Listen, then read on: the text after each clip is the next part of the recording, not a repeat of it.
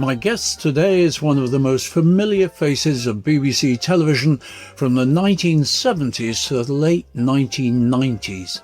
She co-hosted massive shows for the BBC, from Nationwide, Breakfast Time and Crimewatch, which she launched and spent 11 years presenting with Nick Ross, drawing audiences of 13 million. She also co-hosted the BBC's annual fundraising show, Children in Need, with Terry Wogan for 13 years. She's been a DJ and an author and a whole lot of fun. She's my good friend and colleague, Sue Cook.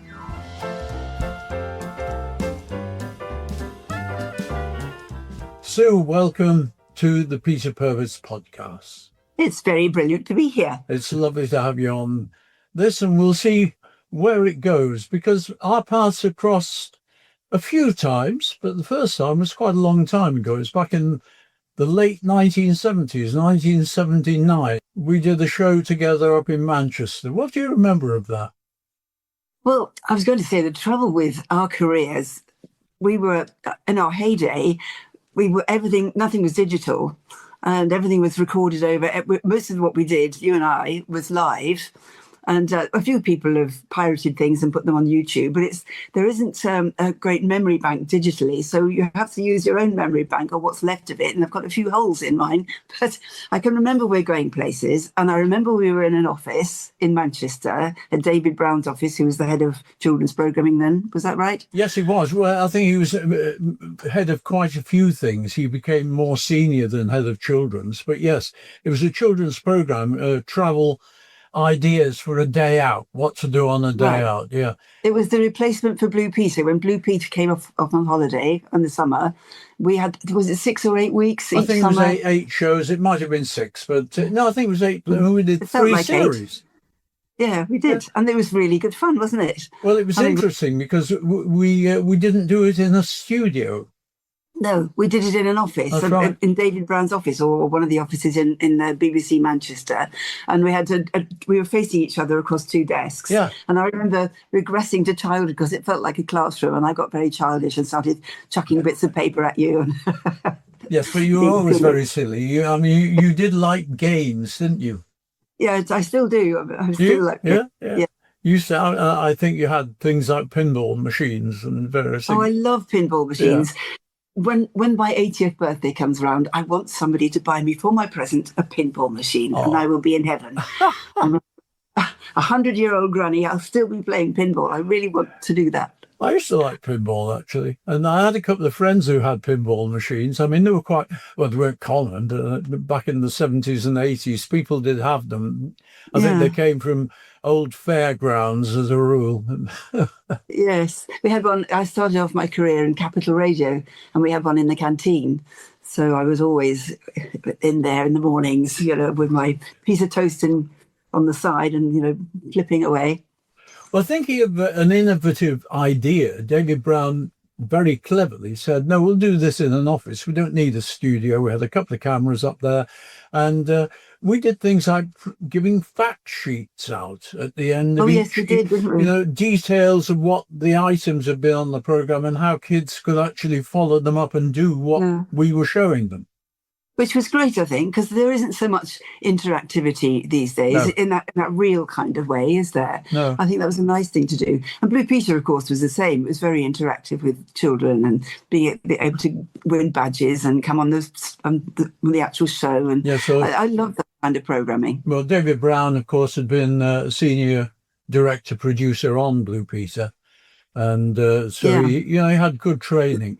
He made some wonderful films. I mean, certainly Blue Peter films that were absolutely marvellous. I mean, so inventive. We did a wonderful thing. I can remember me, John Noakes and Valerie Singleton doing a wonderful piece on the canals, and with a narrowboat and a horse pulling along the towpath. And then we had to walk our way. It's called legging it through a tunnel. It was bizarre, but I mean, a wonderful, wonderful film, very cleverly thought out. In fact, Val enjoyed that film so much that we got quite friendly. We became good pals in the 80s. Yes. And she took me on a canal boat holiday, which I've forgotten all about until now. But we went on a canal boat holiday together in the UK. Wow, I never knew that. That's nice. Yeah. Right. Well, I mean, going back in time, you started off. Well, I know you went to university in Leicester, I think, didn't you? Yes, I did. You psychology? I did a psychology degree. I was always interested in what made people tick. And I think I either wanted to be a singer in a band, preferably a Didn't backing we all? singer, or I wanted to be an educational psychologist, actually, to help kids out who were perhaps not having a good time. And, but I didn't realise, having got my psychology degree, I then realised very late in the day that I had to do another year. I had to do a year's teaching. I had to actually go into proper Yes, teaching. you get fully qualified. Yeah. Yeah. Yeah. And I didn't fancy doing that. I hadn't had a gap year because we didn't do gap years in those days, did we? I'd never heard of them. No, they weren't a thing at all. And so I just thought another year back at college. No, I think, and I had met some friends. We set up a band and we got a gig traveling around Spain, American Navy bases in Spain with our band. So that seemed a better alternative when I left university, got my degree, than going back to college. Actually, that almost was a gap year, wasn't it? Yes, well, it was a late gap year, yes. But then you went into radio. How did that come about? Because getting into any form of show business has its problems. How did you get in? And again, it wasn't a natural career choice in those days. These days, everybody wants to get into the media. But in those days, I'm talking about 1973, going into the media wasn't something people did, really. But special people, we really admired our heroes and newsreaders and things. But it wasn't something ordinary people like me did. So that's the last thing I thought I'd do. I wanted to be a writer, though. So I had a job at the Reader's Digest, which fired me after 2 years, telling me I'd never make a researcher.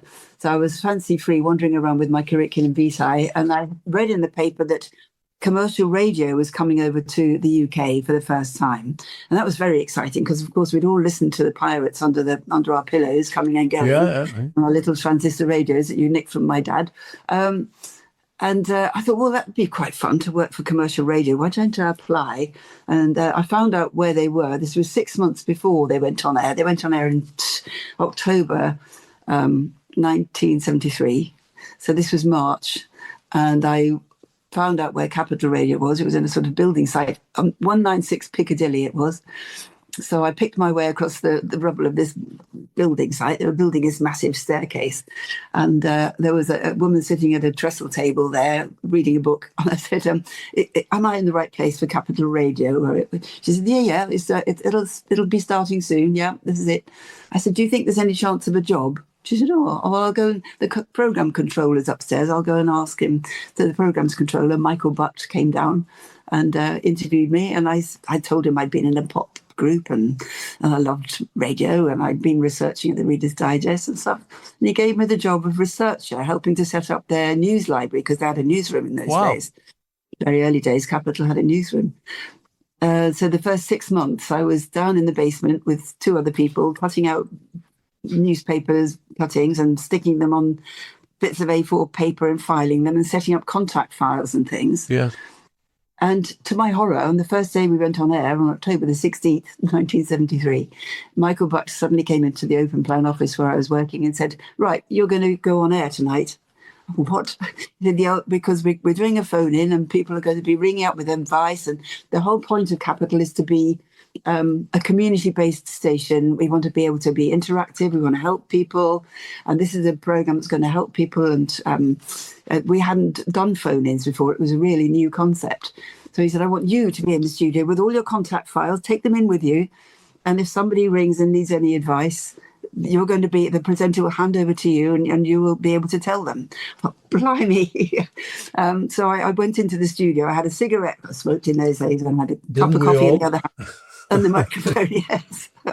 And I couldn't get either the cigarette or the cup to my lips because I was shaking so much. I thought, crikey, this is live broadcasting. But as soon as I went on air and people would phone up, I remember on that first night, somebody rang up and said, I'm a single parent, single mum. I've got 3 kids. I'm absolutely desperate. I'm in a high-rise flat in Camden. I feel like throwing myself off. what can I do? And I said, and I was looking up, and the presenter said, well, over to Sue, she'll tell you. So I found out there was, I looked in my little filing system and I said, well, there's an organisation called the Gingerbread Group, number 9 Poland Street, and this is their telephone number, and they'll support you. So that was the sort of thing I was doing, and I actually loved it. I did it that every week, and then I was asked to, because it was such a new station, I did everything: a bit of producing, did night flight, disc jockeying. I did a consumer program on the Michael Aspel show, which I was producing. Age 24, I was Michael Aspel's producer. So all sorts of exciting things happen. And of course, the famous DJs, my hero DJs, started walking through the door, being signed up. So Kenny Everett walked in, and Dave Cash, and Tommy Vance, and Dave Simons, and then there was the Adamant, Gerald Harper. Oh, crikey. Yes. Yeah, and then later on Michael Aspel. So it was really exciting for a 24-year-old girl. I was in heaven. I can imagine. Absolutely wonderful. And you must have been pretty red hot at it, because you were headhunted really for television. Well, yes, but the reason for that was it was the consumer age. I don't know if you remember, you probably do, that in those days, early 70s, I think inflation was running at something mad, like 14%. Interest rates were also mad, like something at 17%. They might have even gone higher. So every day prices would fluctuate almost every hour, really. So the price of everything was really important to people. I think people think we're having a tough time now, and we are, but I think it was just as tough then, somehow, price-wise, and just cost of living and everything. So the BBC decided to set up an advice service. I've done one for Capital with Michael Aspel called Super Savers, where I had to go into. I started off by going in person at 5 o'clock in the morning to the fruit and vegetable market. And then I went on to Smithfield, the meat market. And then I went on to Covent Garden, as it was then. It turned into Nine Elms later, just to see what was coming off the boats, what was good value, what there was plenty of, and ask advice from all the people, the stall holders and things. So I did that for a week. Several times, actually. Yes, it became a bit of a cult, because Michael and I had quite a bit of banter in between with all these food prices and information. And I got to the point where I phoned up at 6 o'clock in the morning instead of actually going to the market. I got some good contacts, and they told me what was what. And then the BBC wanted to do something similar for You and Yours on Radio 4. So I got headhunted to do that. And although it was only a 3-month contract, I thought, well, I think it's going to be the BBC, to be asked to join the BBC. Those days, the BBC was real kudos, wasn't it? Yes, absolutely. And the pride one felt when you went in through a television centre. And yes, definitely. And they even knew who you were after a while. Yes, which was nice. Well, sometimes. I liked a little bit of banter with the receptionists, but of course it was radio in those days. My kind of impression of radio was those old Bakelite days with people listening to Winston Churchill and with giving the war bulletins, and how important radio was to people's lives in those days. And Capital had sort of carried that on, being really part of people's lives and being informative. And that's kind of informed everything I've ever wanted to do in broadcasting ever since. Yeah, it's interesting how careers develop, though, and how that you were in an innovative age. Lots of new things were happening, and in television particularly, and you were involved in this as well. It's quite interesting, I think, that one of the BBC's oldest and most decrepit facilities was used to launch the first real, and well, it was called Nationwide, but the first real national broadcaster that went around the country as a breakfast and early program, and you were involved with that. I was. Yes, again, huge privilege. And the whole point really was for people to feel part of it. Yes. And for us to see how the people we share this country with. So there were regions, I forget how many regions, probably about 9, from south to north. And each region had its own presenter who people felt they identified with very much. People like Mike Neville and I can't remember all the other ones now. Jenny Murray started down in Southampton. Of course, yes. And they used to take it in turns to come up to London and be on the London presenting desk. So I worked alongside Jenny Murray quite a lot. R.I.P. dear Jenny. Yes, she was wonderful. Yeah, but I really miss that whole thing in broadcasting now where you get an idea of who you share the country with, because I don't think we just see celebrities. Everything's binary, so it's either you're a celebrity or you're an ordinary drone person. But I just loved the fact that we were kind of all felt we were on the same side. Yes. Does that make sense? Yes, it does indeed. I mean, I never thought about being a celebrity. I mean, it never.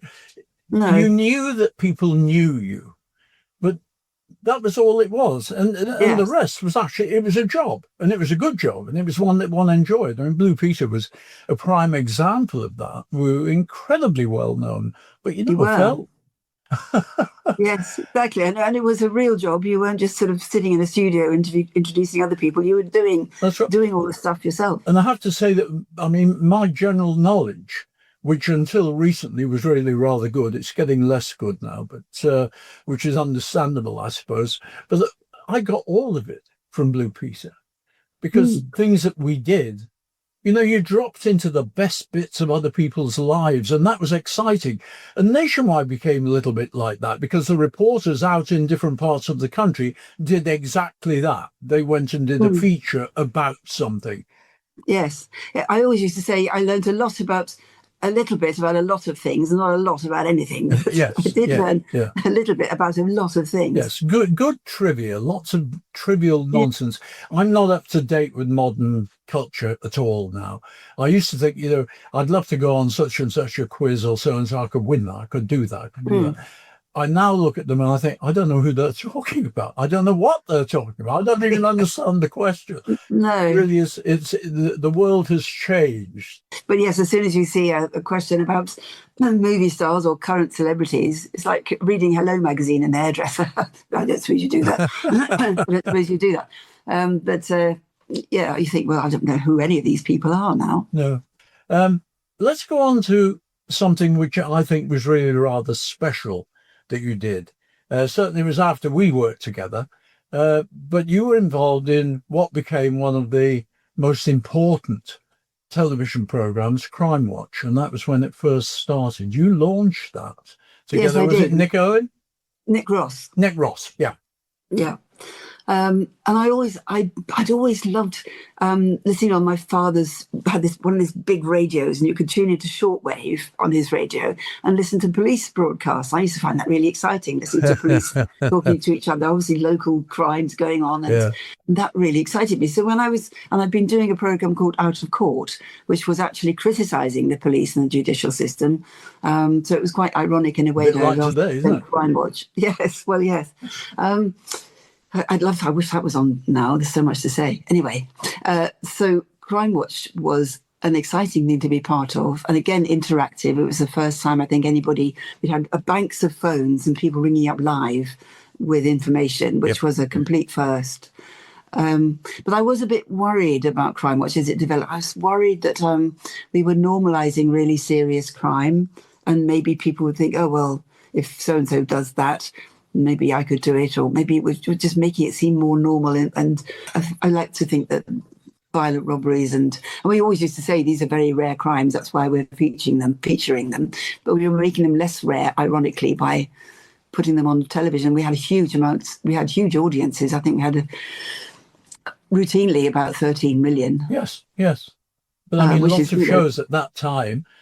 When we're talking about really the BBC's golden age, you know, and heading towards the back end of that by the 90s. But we're talking about, was it 1970 something? Crimewatch started, or 1980? 1984, I think it started, and I did it for 11 years. I know. Well, I mean, that's an amazing stint and very intense stuff, because live and dealing with the public live on television can be very stressful. And also you had a lot of policemen on there who were particularly erudite, that you had to guide through. So it was very much a job where you had to control what was going on, so that people could get all the actual information from the people you were interviewing rather than you doing it. Yes, well, we'd rehearsed the police beforehand in the green room before we went on air.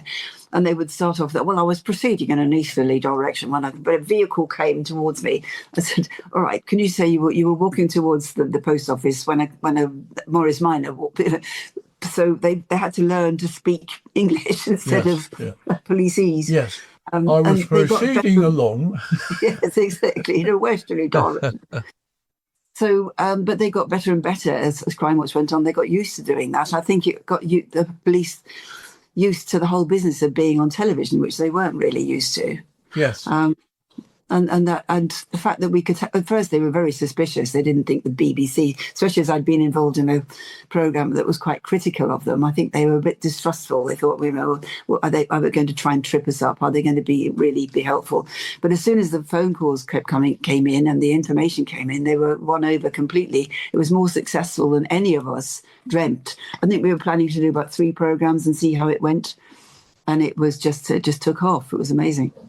I can remember you on it very, very well, and Nick Ross as well. I mean, it was a beautifully produced program. Interestingly, at the same time, in the late 80s, early 90s, I did a version of Crimewatch for the Midlands, a special one. Oh, right. Yeah, and I mean, I absolutely loved it. I think we did 2 series of that. It didn't really catch on as the local thing, but it was a mini version of exactly what you were doing. And I mean, I understand precisely the kind of work that you were doing. I must ask you one very important question, I think, about that, because were you ever, because you were dealing with stories about criminals, were you ever in fear yourself? Were you ever frightened by what you were talking about? I wasn't. And you know why I'm asking this. Yes, I do know why you're asking. I know I wasn't frightened, really. We used to get occasional poison pen letters, but not really so many. And maybe I wondered often whether the producers were sort of quietly putting them in the bin. You could have really threatening letters. But I didn't feel frightened. Although I did find my neighbours had a neighbour who used to come and knock on my door and say, "Must you do Crimewatch? I'm so concerned that that somebody might be coming out to get you, and they'll come to my address instead of yours by mistake." Oh boy! So, but I wasn't. I wasn't frightened really. But I was going to. What was I going to say? I was going to say something about. The reason I asked the question was that your successor on the program, who was very successful on the program as well, Jill Dando. Yes, the gorgeous Jill Dando. Which was, I mean, an absolutely heinous, dreadful occurrence. And I was wondering if, prior to that happening, whilst you were on the show, you never felt threatened in any way. No, I didn't feel threatened. No, and I did feel a bit threatened when we did a program about the people we'd put away, and some of them were already coming out of jail. And I thought, I don't think I like being very triumphal about putting particular individuals in jail. That's a bit risky. But I don't think Jill's death was to do with Crimewatch. I mean, nobody's solved it yet, but I don't think it was to do with Crimewatch. I think it was more, my feeling is that it was a showcase killing for somebody who wanted to be involved in a very big criminal gang, and he had to prove he could do something really daring. And Jill was one of the most loved, most watched, most adored people on television, and also looked a bit like Princess Diana. And I think the person thought that would be a good person to show off his prowess. Yes, how frightful! Because the bullet itself had an identifying mark on it. Why would you do that? The casing of the bullet. Gosh. But I may be completely wrong, but I've often thought that was a very strong possibility. But I don't think it was Crimewatch. No. That's interesting, because I would suspect that many people like me would have thought that it was Crimewatch related. It is. I mean, people are in a vulnerable position when they become well known on television. Well, I think we're very lucky, again, because we were broadcasting in an area well before social media. I think social media is so toxic. Yes. I mean, you can just put something on Twitter saying what a lovely day it is, and it'll get somebody saying what an idiot you are. Yeah. I don't think, I'm so glad I was in the era I was. The other thing is, I don't think I'd be given a job now anyway. Yes. Yeah. I'm female, I'm well spoken, you know, Yes. I'm white skinned, middle class. I'm all the things you shouldn't be. Yes. It's not allowed. Yeah. No, so I'm sure I would never get a job now. But women were quite a rare thing on television in 1917, whatever it was. So, you know, I was lucky. It's interesting. I mean, I get annoyed at the inability of a lot of presenters these days who really can't string a couple of words together that make any decent sense. And you think, oh, come on. Or their accent is so thick you can't cut through it. I don't mind regional accents. I mean, I had one, and I've still got a Lancashire edge to mine. But I mean, because I was an actor originally, I trained that out of myself. And eventually, when I was doing Blue Peter, I was much posher than I am now. We were all much posher. This is me normal. But no, I agree with you. I think that one would find it possibly quite difficult to get work. But you've stayed employed. You made yourself employed. Earlier on, you were saying you always wanted to be a writer. Well, you've achieved that. You've got books published, and you have one book, which I know it's being considered or is actually happening as a film.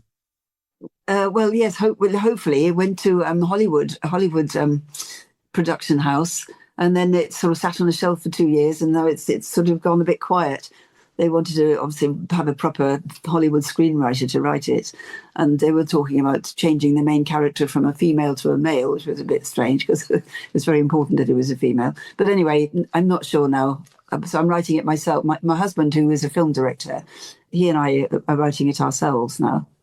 So it could well happen. Yes, it's quite a good story. I'm quite proud. The hardest thing, what is the hard? I was going to say, what is the hardest thing about getting on film? I've had this year and last year, I've had 4 film offers. Very nice, but the films never happened. The money was never there. No one ever got the money together. And that's the modern day. It's not all that depressing because I never put until the contract's signed, and in fact, until the job starts, I've never believed it's going to happen. Yes, very wise. I think you have to try and keep your feet on the ground like that.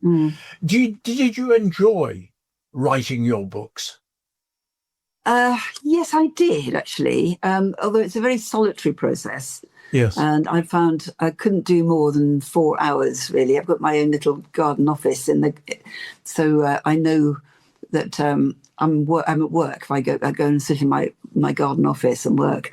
But for both books, in the end, to kick myself into the final bit, give myself a boot up the bum, I went to a writer's retreat for both of them. The first one I went to a place in Scotland, and the second one I went to a place in Ireland. How did you find them? I mean, what were they? They were places that advertised themselves. If you want to write, there's a room here for you, or what? I think I think I just looked online actually. Yeah. I think the place in Ireland, it's the Guthrie Centre. It's a beautiful place on a lake and full of artists doing all sorts of different things: potters, writers, actors, singers, songwriters, all in different parts, all around. And then everybody comes together at one big long table for the meal in the evening. And it really was an atmosphere to make you want to work. I can thoroughly recommend it. Yes. So if the next time I'm coming to the end of a project like that, I'll go back there again. Yes. What are your books called? Well, I know one was On Dangerous Ground. The first one's called On Dangerous Ground, and the second one is called Force of Nature. And they're both derived from journalistic things I heard about, because I didn't think I've got the imagination to make something up completely. I'd love to write science fiction or something, but I can't. So the Dangerous Ground was set mostly in Vietnam, because I was fascinated with the whole legacy of the Vietnam War. Yes. Because I met so many, when I was singing in a band around American Navy bases, I met a lot of, so I was fascinated with what those guys who went to Vietnam in the war would be doing now, I thought, well, since it was the back of the hippie era, I bet they're out. I bet they've gone. A lot of them have gone back to try and put something back in to by way of apology, really. So I went back first of all in 1994 and just sat around and listened and met people, and I found I was exactly right. I met somebody who was helping to ferry prosthetic limbs for children out to the outlying villages from Saigon, because many children were still being born with deformities, even then in the 90s and 2000s. As a legacy, sometimes they skip a generation or two, but there's a lot of deformities now because the ground was so poisoned by the Agent Orange and everything, and all the chemicals. So that was one person I met. I met another person who was training children in athletics to try and get Vietnamese young people on the map for the Olympics. I met loads of people. I met several people who set up orphanages, because there are another thing that a lot of children in Vietnam had very bad skin problems, black patches on their skin. Again, a legacy inherited from, through their genes, because of the poisoned ground. And so Vietnamese people in those days in the outlying areas felt it was a matter of shame to have a child who's deformed. So a lot of the children with deformities, either skin or limbs, were put into orphanages. And so there were a lot of orphanages in Vietnam then, and I visited a few, and a lot of these American soldiers were working there or helping to set them up. Fascinating. Absolutely fascinating. After television sort of quietened down on you, I know you did several other television shows, but you did eventually go back to radio, and you had a wonderful series on Radio 4 called Making History. Yes, I loved that. I would have thought that was right up your street. Yeah, that was great, yes. Because I felt very strongly, and I think it's accepted now more than it was then, that history is only really interesting if you make a story out of it. If you actually find some individuals who are affected and get their point of view and their perspective on it, and that way you learn everything about the event, but from a perspective of how it affected people rather than just the date on a list. Yes. Which was the most interesting person you made history with? Oh, that's a difficult one. There are a lot of we talked about people who'd lived in the past, obviously, but there were a lot of really interesting women. I wanted to do a series about women that nobody's ever heard of, who did extraordinary things and unsung heroines. Yes. But I'd still like to do something like that. I might do a podcast. You've interviewed a lot of very important people. Tell me a little bit about people like, well, you've certainly interviewed the Archbishop of Canterbury. You've interviewed wonderful actors like Jimmy Stewart, Michael Caine. Wow, yes. I mean, these are such iconic names. Funnily enough, I watched a movie yesterday. It's 2.5 hours I'll never get back, which is called How the West Was Won. It was absolutely awful. It was demonstrating Cinerama, basically.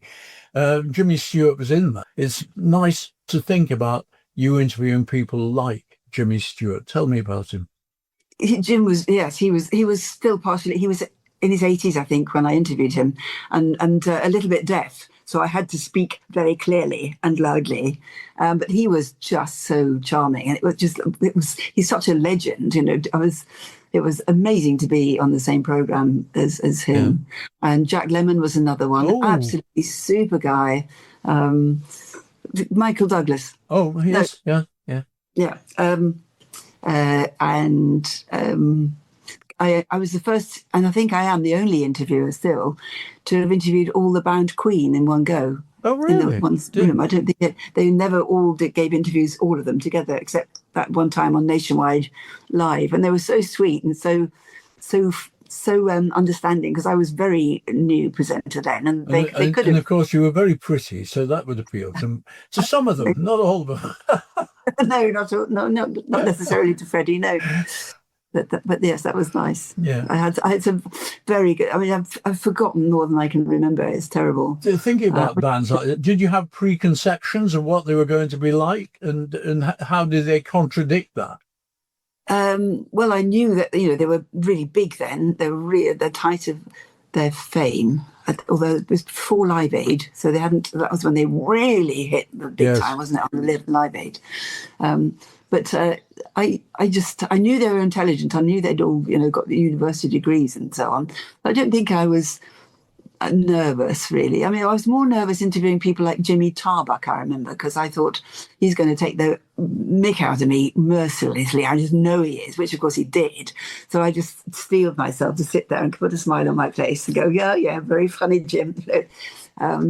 So those were more, and also political interviews where you were expected to score some points. Everybody, the producers up in the gallery were kind of jumping up and down if you didn't ask the right questions and didn't kind of get one over on the politicians, which I never really liked, because I've always thought, let people hang themselves with their own rope. Just give them some rope and let's see what their thought processes are, and don't try and interrupt with clever, know-it-all, smart aleck comments like a lot of them do now.